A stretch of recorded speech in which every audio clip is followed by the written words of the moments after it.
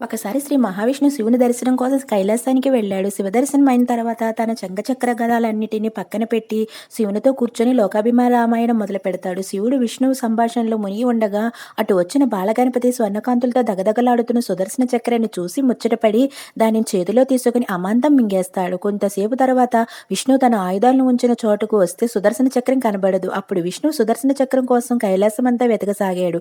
అప్పుడు బాలగణేశుడు దేనికోసం వెతుకుతున్నా విష్ణువుని అడగా సుదర్శన చక్రం కనబడని లేదు విష్ణువు చెబుతాడు. అప్పుడు గణేశుడు సుదర్శన చక్రాన్ని తానే మింగేశానని చెబుతాడు. తన సుదర్శన చక్రాన్ని ఇవ్వమని విష్ణువు గణపతిని ఎంతగానో బుజ్జగించి అడుగుతాడు. కానీ గణపతి ఇవ్వడు. విష్ణుమూర్తి గుంజీలు తీస్తాడు. విష్ణుమూర్తి గుంజీలు తీయడం చూసిన గణపతి నవ్వు ఆగలేదు. పొట్ట చేత పట్టుకుని పగలబడి నవ్వుతాడు. గణపతి విపరీతంగా నవ్వడం వల్ల సుదర్శన చక్రం నోటిలోంచి బయటికి వచ్చేస్తుంది. గుంజీలు తీసి విష్ణుమూర్తి తనకు కావాల్సింది పొందాడు. కాబట్టి ఆనాటి నుండి గణపతి ముందు గుంజీలు తీస్తే కోరికలు నెరవేరుతాయని నమ్మకం. వినాయకుని సమక్షంలో గుంజీలు తీస్తే తప్పకుండా బుద్ధి వికసనం అవుతుంది. ఓం గణేశాయ నమః.